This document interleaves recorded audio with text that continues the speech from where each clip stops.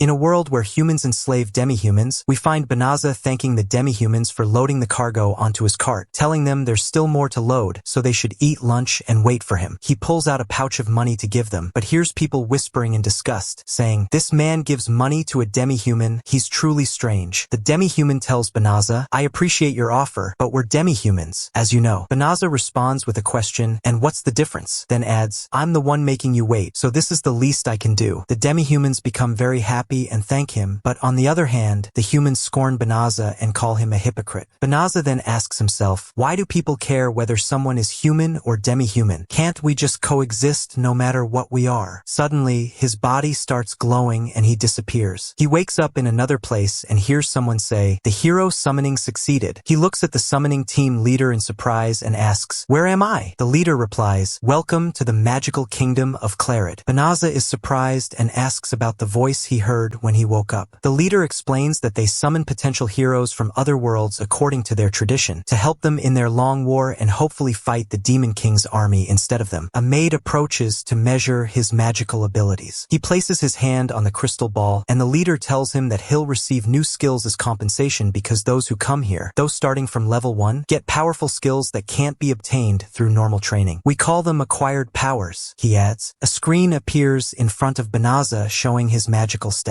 He notices he can read the language of this world. He looks at the maid and sees her shocked and trembling. She says, "He doesn't have any acquired powers. These are just the stats of a normal person." On the other side, they hear the summoners expressing amazement because of the strength of the second hero, who has blonde hair. They cheer for the appearance of a hero on the level of the legendary one, and everyone runs to him in excitement. The hero looks at Banaza with disdain and says, "So I'm the one chosen to be this world's savior." After a while, they head to the royal palace to celebrate the legendary hero, and everyone ignores Banaza as if he never came at all. At sunset, they put him in a carriage, and he recalls what the king told him. "The gate you came from is already closed and won't open again. That's a failure on our part. In this case, we'll allow you to live in the Delaphiza forest in the north. But be careful not to talk to anyone about this mistake." On the way, Banaza tries to speak to the demi-human driver, but the driver says, "Sorry, I'm not allowed to talk to you." Banaza says, "I come from a faraway place and know nothing about this world. Can you tell me a bit about it?" He asks him, "Are you under a slavery contract with the king?" The driver is surprised and asks, "What are you talking about?" Banaza tries to explain that in his world, contracts between humans and demi-humans are common. The driver replies, "It's true my wage is low, but we're not slaves. In these lands, it doesn't matter whether you're human or demi-human." After 20 days, they reach the forest and the driver gives Banaza a magical bag from the king. It contains money and food enough for a long time. Before the driver leaves, he warns Banaza that there are rumors the Demon King's army is nearby, so he advises him to move quickly. Banaza checks the bag and finds a very cheap sword. Some slime monsters appear and one of them attacks him. Banaza defeats it quickly and is surprised that the sword broke from such a weak blow. A screen appears saying that his level has increased and that the voice guide can now be used. He activates it and the guide tells him new skills have been added and displays them. She tells him he has tracking and monster lure spells already applied to his bag. Banaza concludes that monsters attacked him because of the bag given to him by the king and that the king wants him dead quickly. The guide asks, "Do you want to remove the spells on the bag?" He says yes and thinks to himself, "They used easily removable magic just to get rid of me? What are they thinking?" He goes to explore the forest and find a safe place to sleep, but a screen appears blocking him. The guide tells him, "This forest is contaminated with a high concentration of demonic matter. Demonic matter is the liquid or gas that comes from demons and causes serious harm to humans." She asks, "Do you want to purify the forest?" He says yes. She warns him it will consume a third of his magical power, but he doesn't care how much magical power he has. The skill activates and purifies the entire forest, and she tells him his level has increased. At the same time, the princess tells her father, "What you did is really cruel. The summoned hero couldn't return to his world because of us, and now he has to live in that dangerous forest. I heard rumors that the Demon King's army has set up its front base there." The king doesn't care about her words and says, "What's so cruel about it? He's just trash who couldn't be our hero." One of the servants comes in and tells the king someone has used the Purification spell, which is the best magic of all. The king gets excited and says, "Surely our blonde hero went out to face the Demon King's army. That talent only appears once in a century." The servant awkwardly replies, "Actually, it didn't appear in the south where the hero went. It appeared in the north in Delaphiza forest." The king and princess are shocked. At the same time, Banaza is surprised that he leveled up and concludes that in this world, leveling up happens simply by using magic. He notices a strange symbol next to his stats and doesn't understand its meaning. He asks the guide, "How much magical power do I have now?"